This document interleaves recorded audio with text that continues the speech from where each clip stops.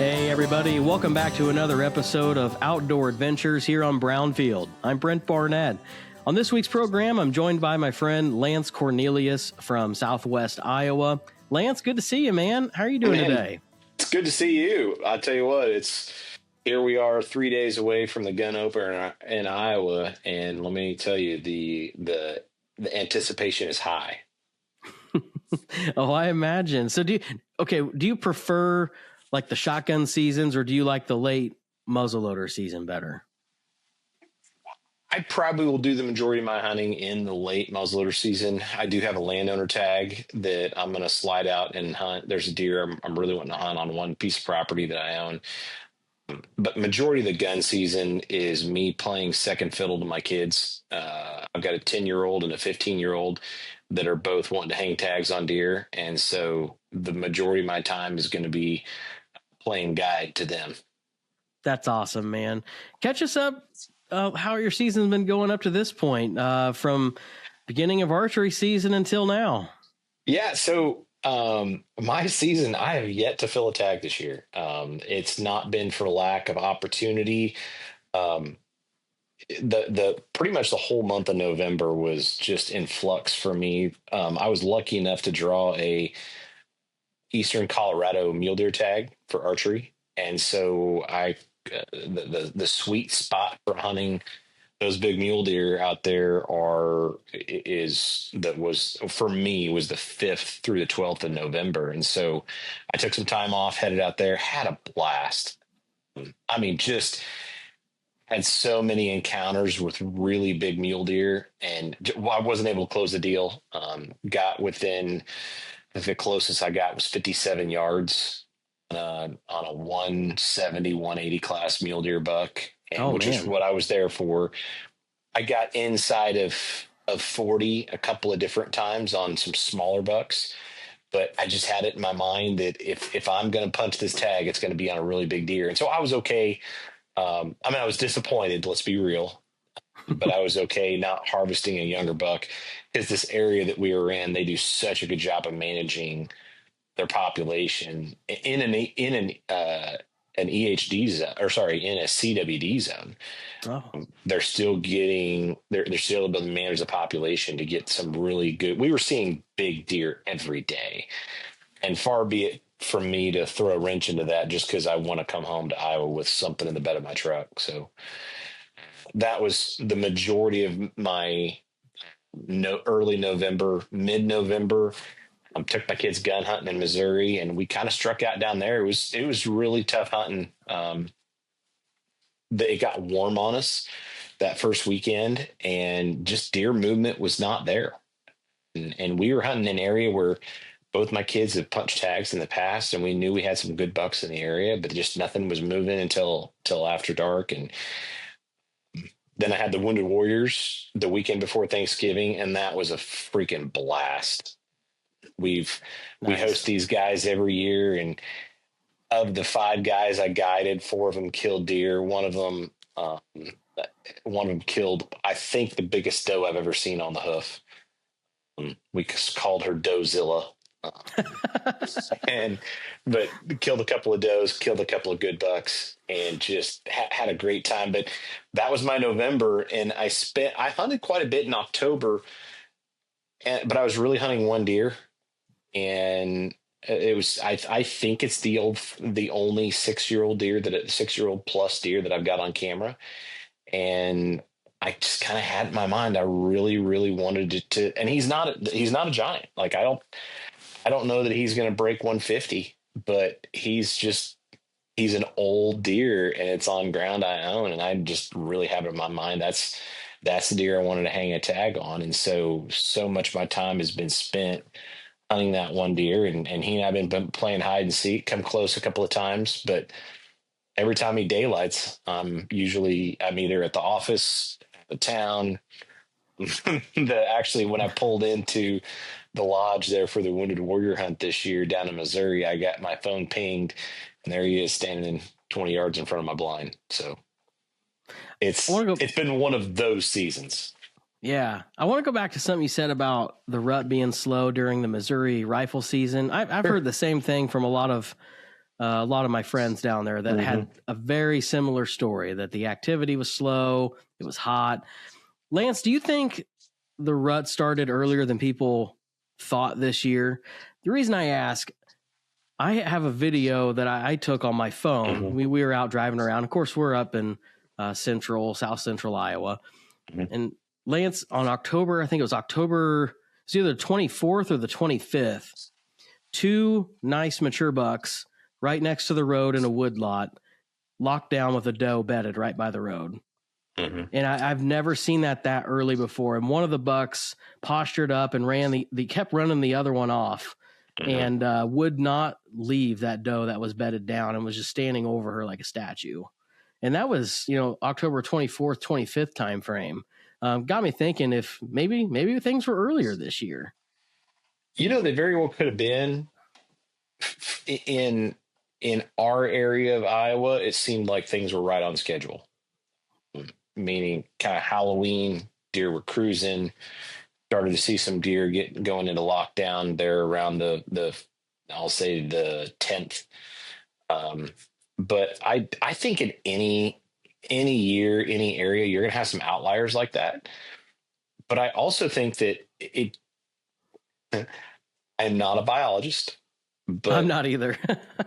I tend to see once that first doe kind of kicks everything off, if that first doe comes in early, I think it can, I think it can push everything up. I think what hurt us more than anything in Missouri during the gun season was strictly the weather. And in my case, I've got my kids set up hunting over food plots, not necessarily hunting over timbered areas.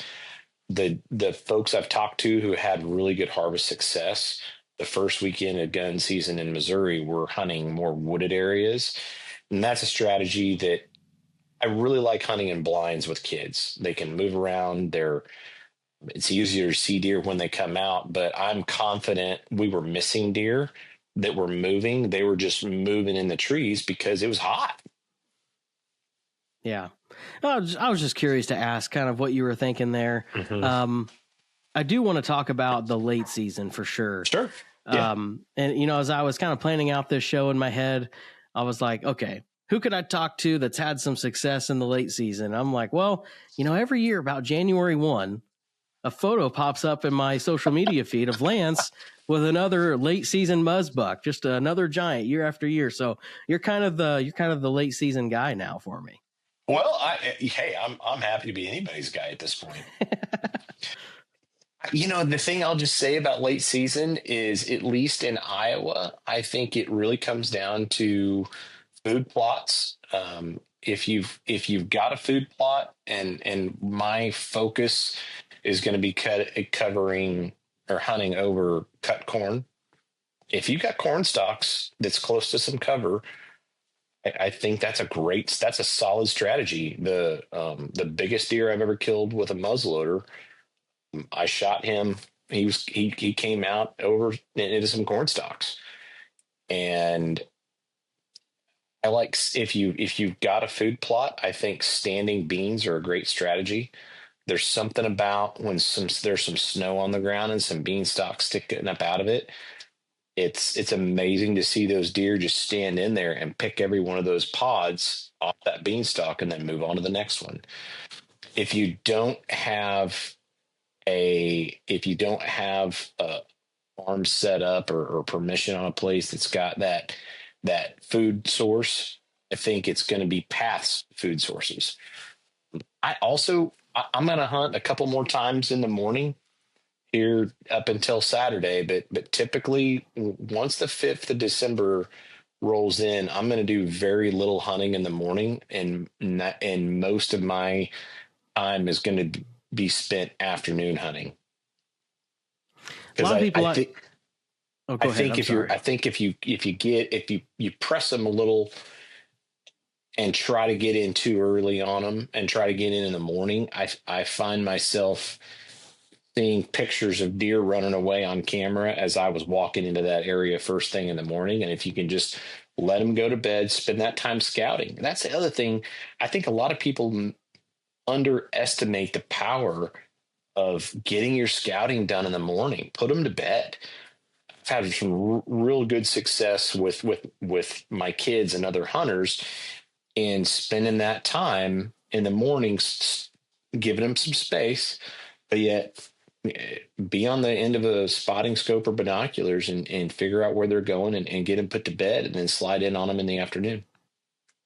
I feel like if you try to bow hunt in the late season, I know a lot of people have success doing that. Mm-hmm. I just feel like the complication level goes way up because you have so many eyes on you. Yeah. They get grouped up together and getting drawn back with that kind of movement. I feel like it could be really difficult. I was thinking back, I did a late season hunt in my upper teens one time. And this was the first time I had a group of deer walk past my stand. It was like a group of 20 does that came by right under the tree. And I tried to draw back on one of the last ones that came through. Little did I know, the ones that had passed the tree were looking straight up at me. And as soon as I went to draw back, they blew and all took off. Yeah. But I've never experienced something like that since.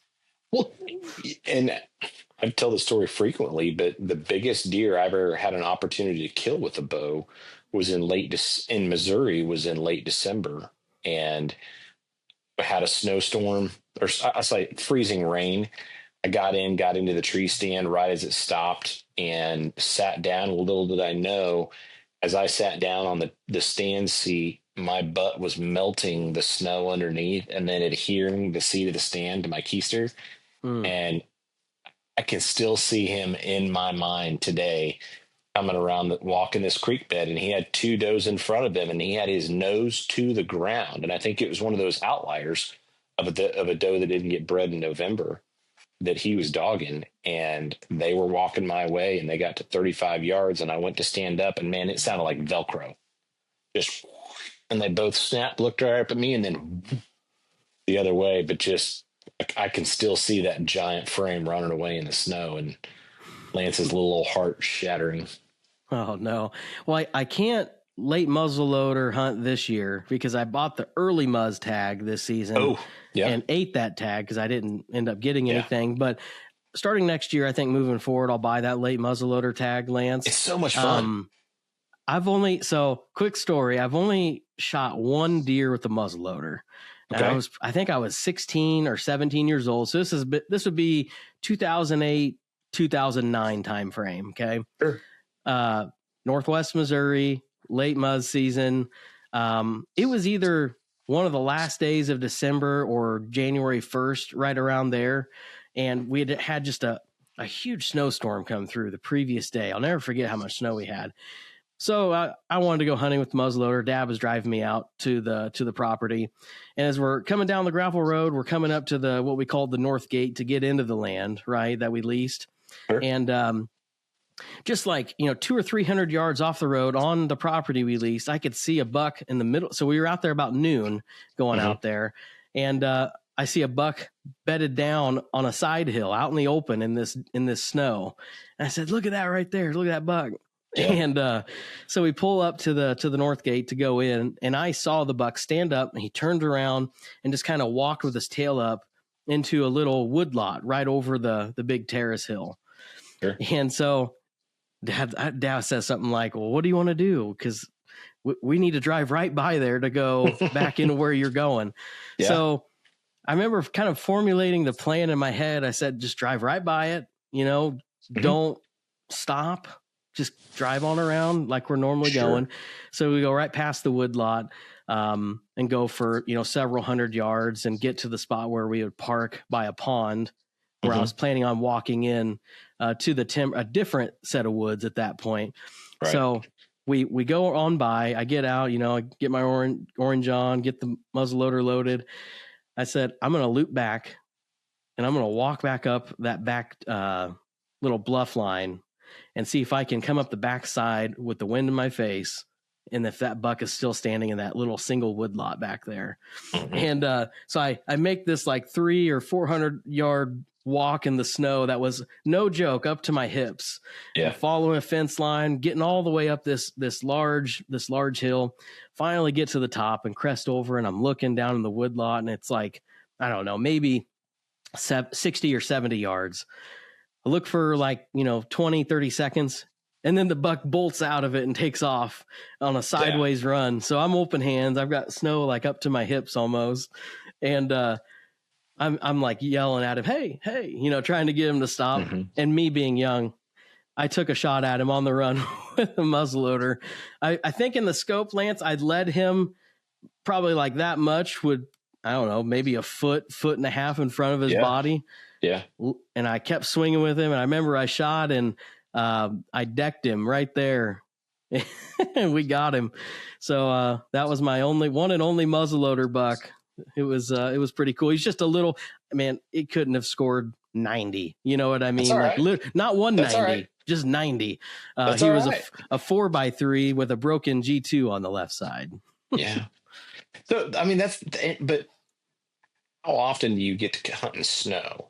That's one of the things that if you catch a snowstorm in late December or early January, I'm not going to say it makes the hunting easier, because you got to stay warm too, but it's so much easier to pick them out.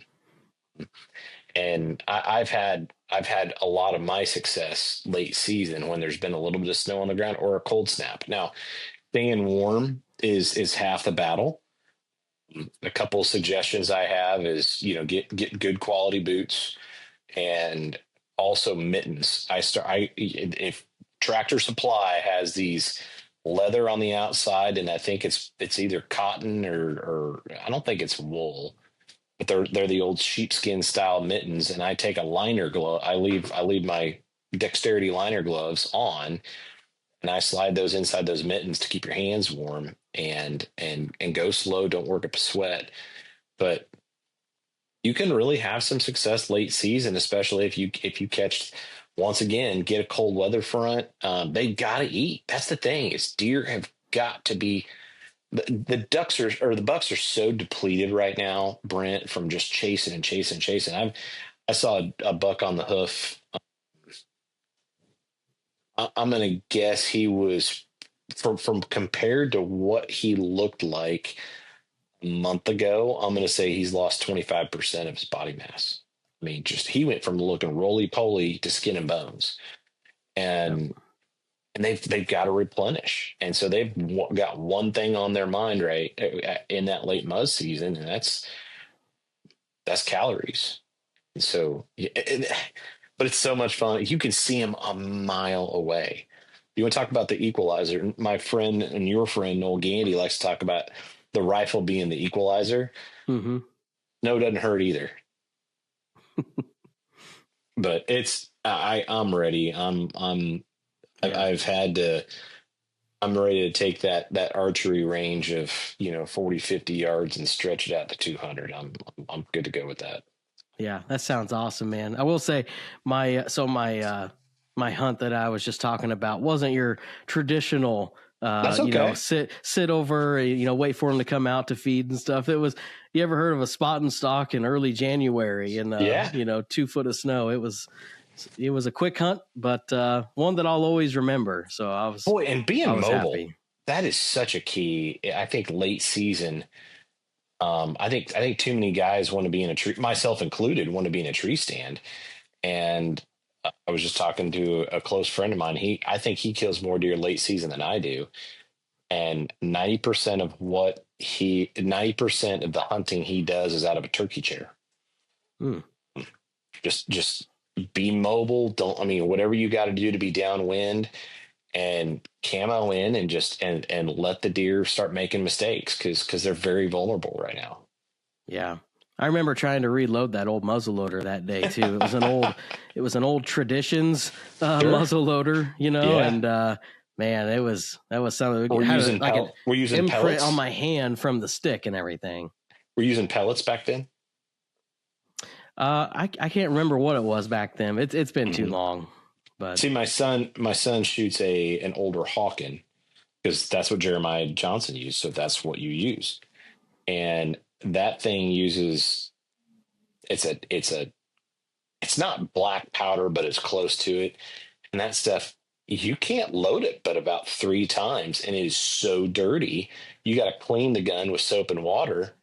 the hot soapy water in order to be able to load it again. It's incredible.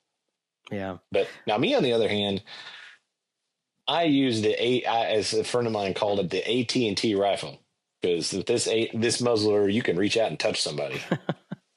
Lance, really appreciate you coming on the show again. Always good to hear from you, man, and wish you the best of luck the rest of this year, and hopefully we have another story to tell. Man, I can't wait. I'm ready to see some brown hair get put on the ground. Sounds good. Lance Cornelius joining us on the Outdoor Adventures podcast. Thanks for being with us on Brownfield. Have a great weekend and get outdoors.